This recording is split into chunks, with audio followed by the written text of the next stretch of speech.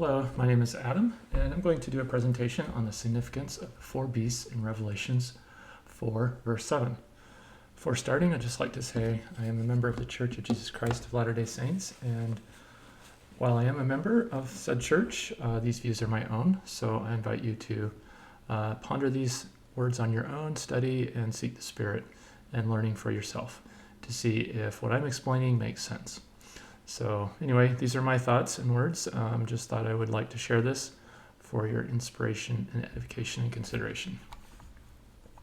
And I would like to thank an author named Michael Rush, whom I read various books of. He's written 4 books, and I've read them. And he is one of the people who sort of opened my eyes to understand what these were. And I wanted to elaborate a little bit and put them down in a presentation on just this one specific subject. So, in D&C 77, verse 2 through 3, we read a question and answer section, wherein Joseph Smith was asking questions from the Lord and getting answers. So, in verse 2, it says, "What are we to understand by the 4 beasts spoken of in the same verse, Revelations 4, 6 through 7? Answer: they are figurative expressions used by the Revelator, John, in describing heaven, the paradise of God, the happiness of man, and of beasts, and of creeping things, and of the fowls of the air. That which is spiritual being in the likeness of that which is temporal, and that which is temporal in the likeness of that which is spiritual.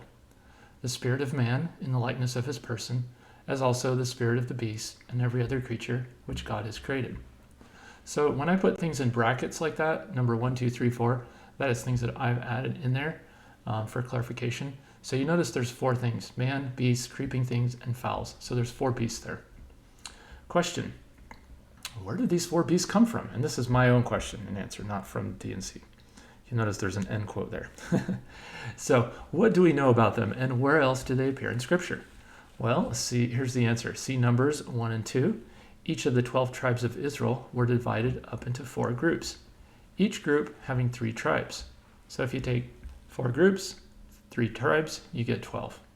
Each group was to gather at the north, south, east, and west around the temple.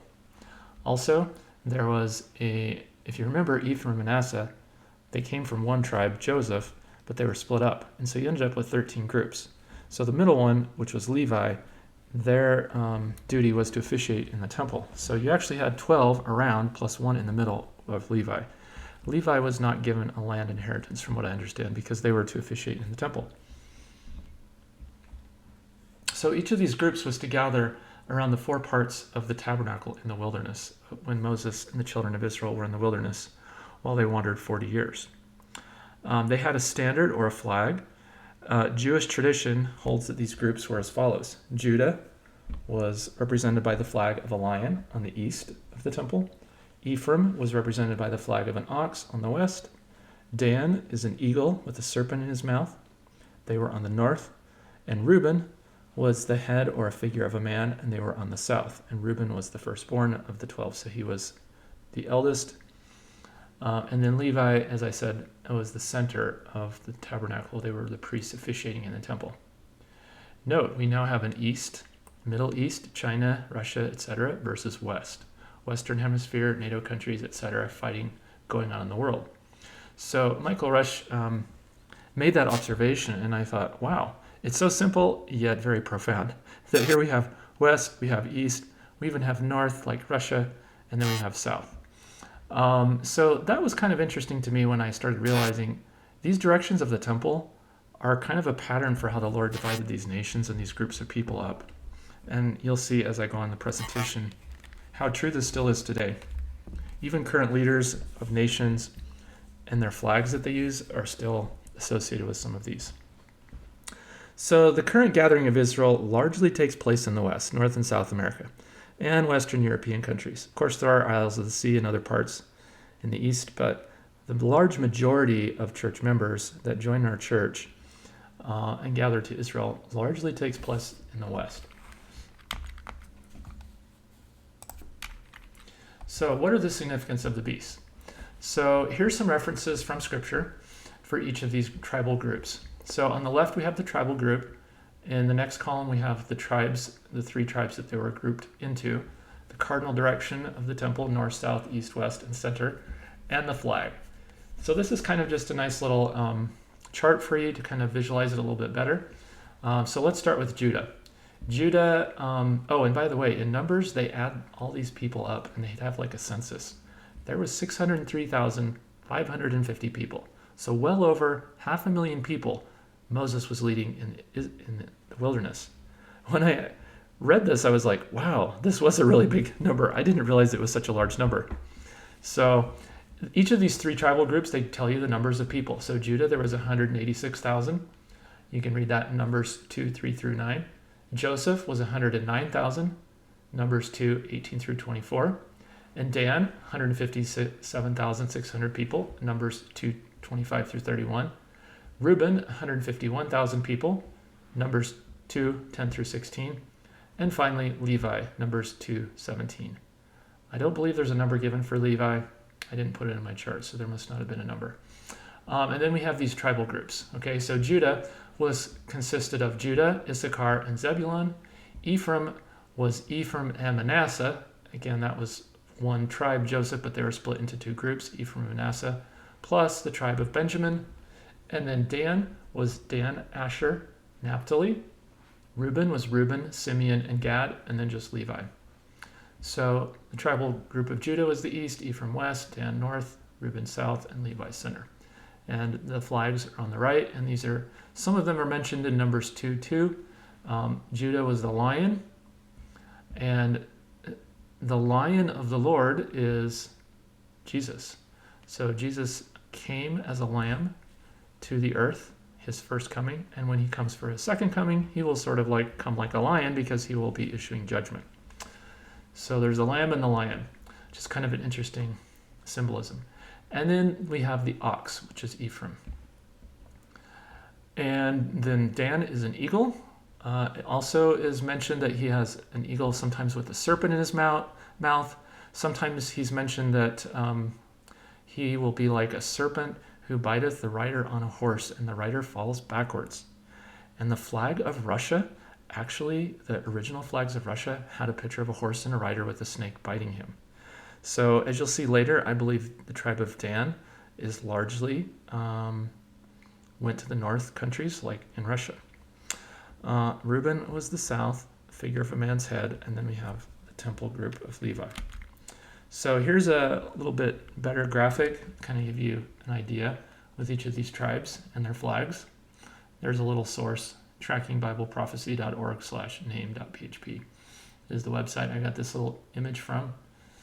So that kind of gives you a graphic visualization.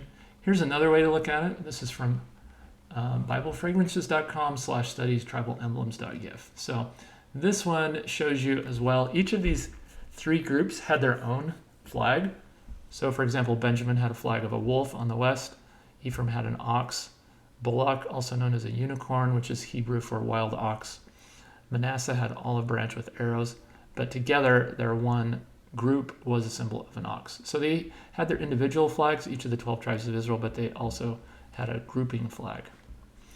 So, and here you see Dan on the north, serpent, horse, and rider. Asher was a goblet or cup, and Naphtali was a leaping hind or stag, but their group was an eagle. So there you have it. Now here is another way of showing it from Numbers, which gives you the numbers of each of the tribes. And if you add those up, you get the 600,000 plus that I mentioned earlier. This is a graphic taken from Michael Rush's book, A Remnant Shall Return, which, by the way, I do highly recommend reading it. It's a great book. And he has over 200 scriptural references where he talks about the lost tribes of Israel returning and the things we can expect to see in the last days pertaining to that. So what are the significance of those four beasts? So we have those tribal groups that I've mentioned. Now, I believe each of these groups represent these following things from D&C 77-2. So Judah says there was one group which represents beasts. I think that's the lion. Ephraim, creeping things. I think that's the ox. Fowls of the air. Well, that one's pretty easy. That's the eagle. And mankind, again, that's pretty easy because Reuben was a symbol of a man. So I believe I've got the beasts and the creeping things correct, Ephraim and Judah, since lion is considered one of the most ferocious beasts. So Here's some references for that in D&C 77, which I mentioned, and Numbers, which I've mentioned before. Now, the direction of the north, south, east, and west, you can find that also in Ezekiel chapter 47. Also, Revelations 4:7, he sees these four beasts as well: lion, ox, eagle, man's head. And then the reference for Levi being in the center of the temple is Numbers 2:17, also Numbers 1:47 through 50, and verse 53. So if you add up these four beasts, you get equals all the creations of God. So that's kind of what D&C 77 mentions. So you add up everything, the beasts, the fowls, the fishes, whatever. I guess not fishes, but the beasts, the fowls, the fishes, and mankind, and the temple, and you get all the creations of God. So now let's look at where you get some of these references to each of these tribes. So Judah, I'm just going to focus on the group, the north, south, east, west group. Judah, Genesis 49:9, it says, Judah is a lion's whelp. Lion's whelp means a young lion cub. They're from the east, okay? Ephraim, this one I found really fascinating and very insightful. Deuteronomy 33:17. This is talking about Ephraim. His glory is like the firstling of his bullock, and his horns are like the unicorns. That means, if you look at those references in that footnote from the King James Version of the Bible that we have from our church printed, it says that is Hebrew for a wild ox. So the horns are like the horns of unicorns, wild ox. With them he shall push the people together to the ends of the earth. They are the 10,000s of Ephraim, and they are the thousands of Manasseh. So when I read this part, they pushed the people of the earth together from the ends of the earth, I immediately thought of the baptismal font. And that explains why we use the symbol of oxen around the baptismal fonts in our temple. I sort of view it as like turning those ox around and them pushing everyone towards the baptismal font. We're gathering Israel, pushing them into the baptismal font. Pushing, well, maybe that's not an appropriate term, but that's just the way it says it. We're gathering the people. Obviously, we believe they can accept or reject the ordinance, but we do the work on their behalf. They can choose to accept or reject it. But you think about the 12 tribes of Israel being gathered to Christ, and that representing the waters of baptism, taking upon themselves the names of Christ. So there was another interesting website I found called thespiritandtruth.org. Here's what he had to say. This particular website said, although there is no biblical testimony to indicate what the images were on the four banners described at Numbers 2:2, there is considerable information available so that we're able to make some very probable conclusions. And these are the symbols that they concluded were on these groups: the lion, the ox, the eagle, and the figure of a man's head. Okay, so I actually found a very old article. Strangely enough, it was in the Friend magazine in 1985 of June. And it said Exploring Flags by Dorothy Leon. That was the title of this article. It says the 12 tribes of Israel were the first people to use cloth flags. And each tribe had its own flag that is always displayed. When it went into battle, or when it was at peace, when it was traveling, or when it was in encampment, the colors of each flag matched the colors of the stones that were set in the breastplate of the presiding high priest. Reuben's flag was red with figures of mandrakes, which is figure of a man, because he was the firstborn, Genesis 49:3. Simeon's was green with the figure of the city of Shechem. Judah was azure and bore the form of a lion. Issachar's was black with figures of the sun and moon. Zebulon's was white with the picture of a ship. Dan's was sapphire with the figure of a serpent, eagle holding a serpent in its mouth later. Naphtali's was dull red with the figure of a deer or hind. Asher was white with an olive tree emblazoned on it. The two tribes descending from Joseph, Ephraim and Manasseh, had black flags. Ephraim had a figure of a bullock. Manasseh had a picture of a wild ox. Gad's was black and white with a picture of a tent. Benjamin's flag had the colors of all other tribal flags and a figure of a wolf. Levi was in the center around the temple without a flag, so I added that little part. So that's an interesting article if you want to get a church-sponsored website link reference to it. So here are some of the actual scriptures. Dan, an eagle with a serpent in his mouth. One of the roles of the tribe of Dan was to be a judge of the people. Genesis 49:16 through 17. Judgment of Dan. Could this be the judgment of Russia? Now we're seeing, this is the year 2023, we're seeing Russia attack Ukraine. Last year they began a special military operation, aka war, and they have attacked the West, starting with Ukraine. And so you can see how one might say, well, it's the judgments of God coming upon Babylon, cleansing Babylon, and that is part of the role of Dan, aka Russia, to start to judge the people. In verse 17 it says, Dan shall be a serpent by the way, an adder in the path, that biteth the horse's heels, so that his rider shall fall backward. Is Dan sort of like an equal Russia, being like a serpent and biting us represents the judgments of God? That's just something to ponder. This is from another website called BibleRef.com.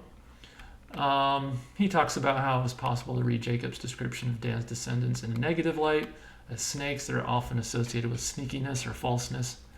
Dan's descendants will be some of the first to delve into worshiping idols, which brought upon the people the wrath of God. Judges 18:27 through 31. So, and there's the other one, it says a more obscure interpretation considers association of Satan with the serpent in Eden, Genesis 3:1. And this passage's end times implications, Revelations 5:5, 24 through 6. Likewise, and this was kind of interesting, I didn't realize this until I read Revelation 7:4 through 8, that Dan as a tribe is not mentioned as part of the end times Israel. From the 144,000, there's supposed to be 12,000 from each tribe. This leads some to suggest the beast of Revelation, the Antichrist, could be from the tribe of Dan. Well, I also realized it doesn't mention Ephraim, so it could just as likely become from Ephraim if you believe the absence of a tribe means that. I don't necessarily know that is true. For all I know, it could have just been something that was lost in translation or interpretation over the years. That's just one theory that's out there. I'm not sure if that's has any bearing or not, but I thought I would share that. Now, if you look at wikipedia.org and you go to Tribe of Dan, it mentions the 12 tribes of Israel will be sealed. It does not include Ephraim and Dan, although their names were used for the 12 tribes that settled in the Promised Land. It has been suggested that this could be because of their pagan practices. This led Irenaeus, Hippolytus of Rome, and some millennials to propose the Antichrist will come from the tribe of Dan. This one I found particularly interesting. This is from Sefer.net, a little blog post on the diaspora and the House of Dan. This one I think has some real truth to it. Many believe the tribe of Dan immigrated to the Slavic, Eastern, and Northern European countries. Even the names of the rivers around the Black Sea have Dan in them. This is what I found really interesting. So we have the Dniester River, the Danube, the Dnieper, and the Don River, which is the fifth longest in Europe. The Danube is the second longest in Europe. So very likely the tribe of Dan was around this area around the Black Sea, because they all have these Dan, Dnieper type of names in them. So then I later, after doing this presentation, I found that the ancient Russian flags had this symbol of Dan on them.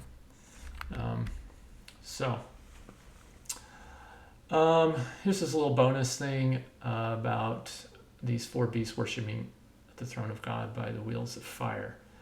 I believe possibly the gates of heaven are like flaming, encircling fire. That's from D&C 137:2, the gate through which the heirs of that kingdom will enter, which was likened to circling flames of fire. We also have some mentions of fire in Helaman 5, 3 Nephi 17, and 3 Nephi 19. We also have Moses in the burning bush. We have Shadrach, Meshach, and Abednego, Amulek, etc. So there's some indication that there's some type of fire protecting or surrounding the throne of God or the gates of heaven. So that's just another little thing to think about. I think this is significant with the tribe of Dan, east and west. South, I think, could represent Reuben. They had some ships, and China has some of the largest ships. They also have the largest population group between India and China. So again, the figure of a man being the eldest, representing lots of people. I haven't studied that one too much, but that's just some food for thought. Thank you for listening, and have a great day.